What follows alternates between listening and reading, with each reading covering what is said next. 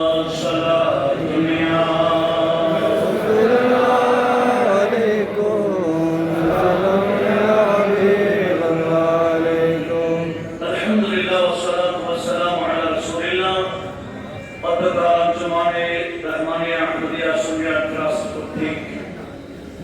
বছরের ন্যায় এবছরও আলমগীর খানকা শরীফে এই হিন্দুস্তানে যার অবদানে আমরা মুসলমান, এ অখণ্ড ভারতবর্ষে যখন ১৩ শতাধিক হিন্দু রাজা ছিল, হিন্দুদের কর্তৃত্ব নেতৃত্ব ছিল, ওই সময় আধ্যাত্মিক ক্ষমতায় যিনি পুঠা হিন্দুস্তানে ইসলাম প্রচার করেছেন, সেই সুলতান হিন্দ খাজে খাজা বান্দা নওয়াজ গরিব নওয়াজ সুলতান হিন্দ মাইনুল মিল্লাত ওয়াদ-দ্বীন খাজা মাঈনুদ্দিন হাসান সঞ্জরি আজমেরি রাদিয়াল্লাহু তাআলা আনহুর সালানা ও শাফাত উপলক্ষে আজকের এই নূরানী মাহফিলের পরম শ্রদ্ধাভাজন সদরের মাহফিল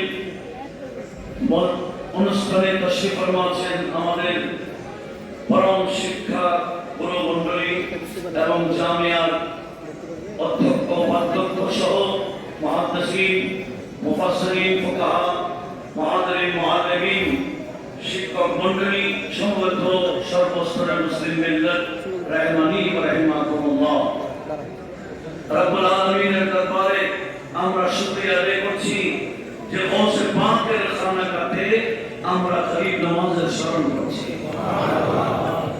আমরা জানি গৌসে পাকের সাথে গরিব নওয়াজের সম্পর্ক একদিক দিয়ে আত্মীয়তার সম্পর্ক।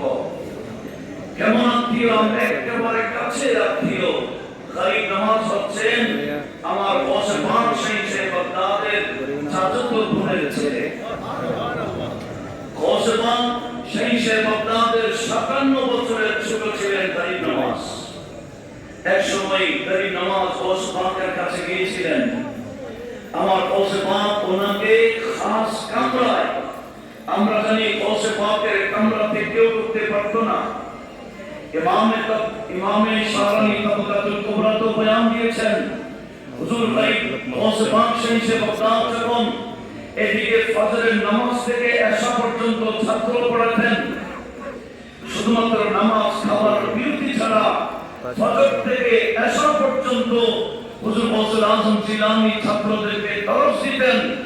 আর এশারের নামাজের পর খাস কামরায় ঢুকে যেতেন। সেখানে বাদশা আসলো, সেই ভিতরে ঢোকার অনুমতি থাকতো না, একেবারে ফজরের নামাজের সময় বের হতেন। যারা খাদেম ছিলেন ওরা বলছেন এভাবে আমরা গৌসে পাককে ৪০ বছর দেখেছি যে এশার নামাজের পর ঢুকতেন, সেই কামরা থেকে বের হয়ে আমাদেরকে ফজরের নামাজ পড়াতেন। তো যারা দেখেছেন তারাই বলছে ৪০ বছর, নতুবা এটা ৪০ বছর নয়। গৌসে পাক নিজেই বলেন আমার ১০ বছর বয়সের পর থেকে আমি তাহাজ্জুদের নামাজ কখনো কথা করি নাই। আমি যে পুরো রাত ইবাদত করতাম, এটা আমার বয়স হওয়ার পর থেকে নয়, ১০ বছর বয়স থেকে। সুবহানাল্লাহ। যারা দেখেছেন ৪০ বছর যাবত, ওনারা অতটুকুই বর্ণনা করে দিয়েছেন যে গৌসে পাক শহীদ বাগদাদের খাস কামরায় কেউ ঢুকতে পারতো না। আর যখন গরিব নওয়াজ বান্দা নওয়াজ মামাজানের কাছে গিয়েছিলেন, যে গরিব নওয়াজের প্রতি সদয় হয়ে আমার গৌসে পাক ৫৭ দিন ওনার খাস কামরায় রেখেছিলেন।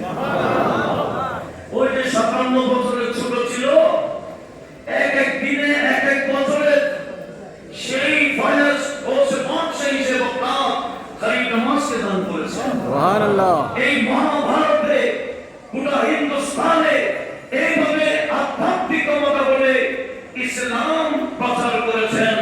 তার মধ্যে আমাদের নবীজির আদেশ তো আছেই, সাথে সাথে গৌসে পাকের ফয়জ নিয়ে উনি ঢুকেছিলেন।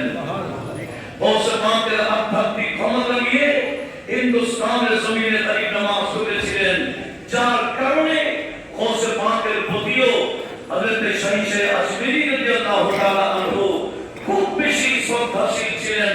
সব সময় গৌসে পাকের করতেন।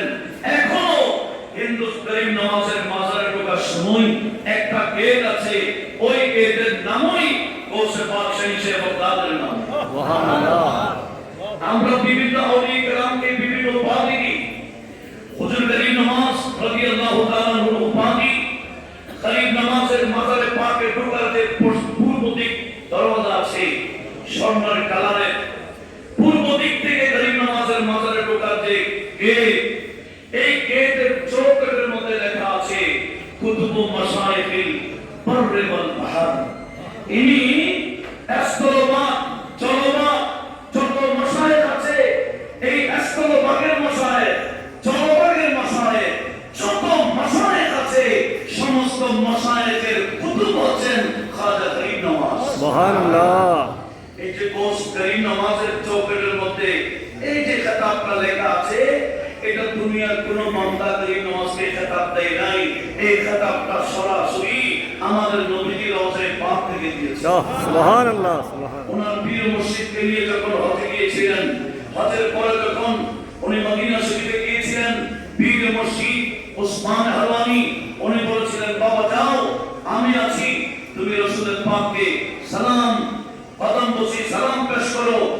এভাবে যখন আদব সহকারে করিম নওয়াজ নবীর রওজার সামনে গিয়ে সালাত ও সালাম পেশ করেছিলেন, তখন এই খেতাবটার মাধ্যমে আমার নবী রওজায়ে পাক থেকে উত্তর দিয়েছিলেন, ওয়া আলাইকাস সালাম ইয়া কুতুবা মাশায়েখিল বাররি ওয়াল বাহর। সুবহানাল্লাহ। ইয়া কুতুবা মাশায়েখিল বাররি ওয়াল বাহর বলে সালামের উত্তর প্রদান করেছেন আমার নবী রওজায়ে পাক থেকে। এটা পীর মুর্শিদ শুনেছেন। পীর মুর্শিদ করিম নওয়াজকে বুকে জড়িয়ে ধরলেন, বাবা তোমাকে আমার নবীজি কুতুবু মাশায়েখিল বাররি ওয়াল বাহর উপাধি দিয়েছেন, আমার অন্তর তো কত বড় হয়েছে, তুমি আমার শাগির্দ হতে পারো। আমার নবীজি তোমাকে এত বড় খেতাব দিয়েছে, আমার তো মনে হচ্ছে খেতাবটা আমি পেয়ে গেছি। সুবহানাল্লাহ।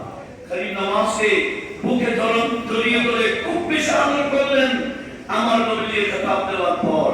তাহলে দেখেন, যাকে রওজায়ে পাক থেকে আমার নবীজি খেতাব দেয়, কুতুবু মাশায়েখিল বাররি ওয়াল বাহর বলে, ইনার ক্ষমতা কত, ওনার আধ্যাত্মিক পাওয়ার কত হতে পারে। আল্লাহ ওনাকে এত বেশি পাওয়ার দিয়েছেন, যিনি খাবার থেকে বিষ আলাদা করে ফেলেছেন। সুবহানাল্লাহ। দুনিয়ার কোন খাবারের মধ্যে বিষ দিলে আলাদা করা যায় না। করিম নওয়াজ যখন 40 জন দিয়ে 40 জনের ছোট্ট একটা কাফেলা নিয়ে হিন্দুস্তানে ঢুকছিলেন, হিন্দু এক রাজাকে তাদের গোয়েন্দা বাহিনী খবর দিয়েছে, অপরাধ আমাদের এখানে হিন্দুস্তানি মুসলমানের প্রবেশ করতে যাচ্ছে, আপনি একটু আটকান। তখন রাজা বলে, আমি কিভাবে আটকাবো? তুমি ওনাদেরকে দাওয়াত দাও, আমি মেহমান নামাজি করবো বলে আমার শাহী দরবারে তাদের দাওয়াতের ব্যবস্থা করবো। মাশাআল্লাহ, আমাদের জামিয়া আহমদিয়া সুন্নিয়া সম্মানিত অধ্যক্ষ মহোদয় উনি তশরিফ এনেছেন, একটু জোরে বলি মারহাবা। মারহাবা। একটু জোরে শেখ বলেন, সালাতুন ইয়া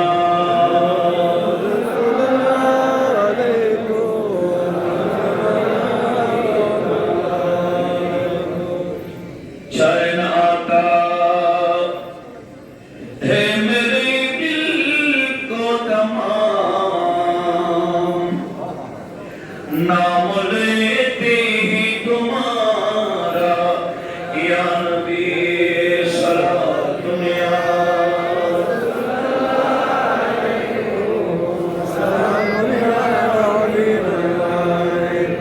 দেখেন, হিন্দু রাজা করিম নওয়াজকে দাওয়াত দিচ্ছেন, উদ্দেশ্য দাওয়াত খাওয়ার নয়, খাওয়ার মাধ্যমে বিষ খাওয়াই দিবে, সবাই মনে থাকবে, আর কিছু করতে হবে না। এই সৈন্য এসে গেছে, করিম নওয়াজের ছোট্ট কাফেলাকে দাওয়াত দিয়েছে। ওগো মুসলমানের দরবেশ, আমাদের বাদশাহ অনেক মেহমান নামাজি করেন, এখানে বাইরে থেকে কোনো মানুষ আসলে উনি সবাইকে দাওয়াত দেন, আপনারা এখানে ঢুকেছেন, আমাদের বাদশাহ আপনাদেরকে দাওয়াত দিয়েছেন, একটু আসুন। গরিব নওয়াজ বললেন, তোমাদের বাদশাহ আমাদেরকে দাওয়াত দিলে আমরা এরকম ভিতরে তোমাদের বাদশার ঘরে যেতে পারবো না। খাবার যদি পরিবেশন করতে চায়, খাবার পৌঁছে দিতে বলো, খাবার আমরা গ্রহণ করবো। সন্ধ্যারে গিয়ে বাদশাকে বলে, বাদশা কি ওনার নাকি আসবেন না, কি খাওয়াবেন, মেহমানদারি করবেন, খাবার খাওয়াইতে চাইলে ওনাদের কাছে পৌঁছে দিতে বলেছেন। বাদশা তো খুশি, বলে উদ্দেশ্য তো খাওয়াই দেওয়া। এই বাদশা ভালো উন্নত মানের খাবার রেডি করে সেখানে মারাত্মক বিষ ঢুকাই দিয়েছেন। খাবারের মধ্যে বিষ ঢুকাই দিলে বিষটা দেখা যায়, এটা বোঝা যায় না, দেখা যায় না। ওই বিষ মাখা খাবার যখন গরিব নওয়াজের সামনে উপস্থাপন করেছেন, আমরা তো খাবার হিসেবে দেখি, কিন্তু গরিব নওয়াজের চোখ দিয়ে খাবার দেখলে খাবার ভিতরে বিষ আছে এটা দেখা যায় কিনা? চোখ গরিব নওয়াজের হলে কিন্তু মূলত কুদরত কার? এটা আমার আল্লাহ কোরআন শরীফে বিভিন্ন আয়াতে এই বিষয়ে আমাদেরকে বলেছেন। বিশেষ করে সূরা ইনসান, অপর নাম সূরাতুদ দাহর, 3 নম্বর আয়াতে ইরশাদ করেছেন, ইন্না খালাকনাল ইনসানা মিন নুতফাতিন আমশাতিন নাবতালিহি ফাজআলনাহু সামিআন বাসীরা। আল্লাহ আমি বীর্য থেকে মানুষ বানাই, ওই মানুষকে আমি আল্লাহ পরীক্ষা করি, পরীক্ষায় যখন পাস হয়ে যায় আমি আল্লাহ ওই বান্দাকে সামি এবং বসীর বানাই দিই। মানে যার শোনার কোনো সীমা থাকে না, বসীর মানে যার দেখার কোনো সীমা থাকে না। আল্লাহ বলেন, বান্দা আমার পরীক্ষায় পাস হয়ে গেলে ওই বান্দাকে নূরানি পাওয়ার আমি আল্লাহ আমার পক্ষ থেকে দান করি। এই যে খাবার আছে, খাবার মধ্যে বিষ দেখা না গেল, গরিব নওয়াজ বলছেন, এই তোমাদের বাদশা আমাদের জন্য খাবার পৌঁছেছেন, খাবারের মধ্যে বিষ কেন দিয়েছে? সন্ধ্যারাও জানে না যে খাবারের ভিতরে বিষ ছিল। বলে এখানে বিষ কই? বিষ তো দেখা যাচ্ছে না। বলে তোমরা না দেখলো আমি দেখছি, সাদা কাগজ নিয়ে আসো, আমি একটু দেখাও। গরিব নওয়াজ বলেন, কাগজ নিয়ে আসো। একদিকে খাবারের পাত্র, আরেকদিক দিয়ে আর যখন গরিব নওয়াজ ওই খাবারের মধ্যে চা পড়ে আছে পড়ে ফুক যখন দিলেন, পুকুর থেকে মাছ যেভাবে লাফ দেয় এই খাবার থেকে বিষগুলো লাফ দেওয়া শুরু করলো। এভাবে বিষ খাবার থেকে লাফ দিয়ে সম্পূর্ণ বিষ, বাস্তব বিষগুলা এই কাগজের মধ্যে স্পষ্টভাবে দেখা যাচ্ছে। এই কাগজগুলা মরিয়ে গরিব নওয়াজ বলছেন, যাও এগুলা তোমাদের রাজাকে খাইতে বলো, খাবার আমরা খাচ্ছি। এই খাবার থেকে বিষগুলা আলাদা করে বিষ পাঠাই দিলেন। আর ওনারে 40 জনের কাফেলা খাবারগুলা যখন স্বাভাবিক ছিলেন, গোটা এলাকায় যখন এই বিষয় ছড়িয়ে পড়লো, ওই এলাকার হিন্দুরা যখন জানতে পারলো যে হিন্দু রাজা বিষ রেখে দিয়েছিলেন, কিন্তু মুসলমানের দরবেশ খাবার থেকে বিষগুলা আলাদা করে দিয়েছেন, এই খবর ছড়িয়ে দেওয়া দেন নাই। আমার গরিব নওয়াজের কদমে লুঠে আর মুসলমান হতে আছে। সুবহানাল্লাহ। ইসলাম পাহুবলে নয়, ইসলাম তরবার চুলে আমার গরিব নওয়াজ এভাবে প্রচার করে নাই। ইসলাম প্রচার করেছেন গরিব নওয়াজ আমার নবীর দেওয়া এই আধ্যাত্মিক ক্ষমতা দিয়ে। আল্লাহ পাক সুবহানাহু ওয়া তাআলা আমাদের সবাইকে আল্লাহর ওলিদের পথ অনুসরণ করে এগিয়ে যাওয়ার তৌফিক দিন। আমিন। ওয়া মা আলাইনা ইল্লাল বালাগ ওয়া আখিরু দাওয়ানা আলহামদুলিল্লাহি রাব্বিল আলামিন। আসসালামু আলাইকুম ওয়া রাহমাতুল্লাহি ওয়া বারাকাতুহু।